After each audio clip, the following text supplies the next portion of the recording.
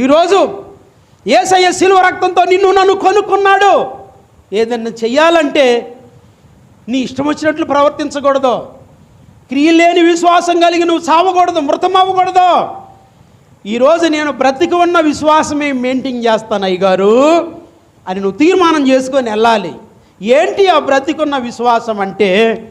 వాక్యం చదవడం, ప్రార్థన చేయటం, దేవుని సన్నిధిలోనికి క్రమశిక్షణ బట్టి రావడం, ప్రతి అవిధేయత ఒప్పుకొని దేవునికి నమ్మకంగా ఉండడం, వయసు చిన్న పెద్ద తారతమ్యం లేకుండా ఆయన చిత్తాన్ని జరిగించే ప్రతి ఒక్కరిని దీవించేవాడై ఉన్నాడు. చేతులెత్తి దేవునికి స్తోత్రం చెప్దాం.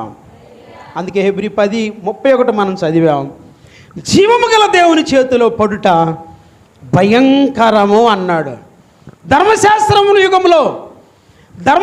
యుగంలో దేవుని చేతిలో పడ్డోళ్ళు ఏమైపోయారంటే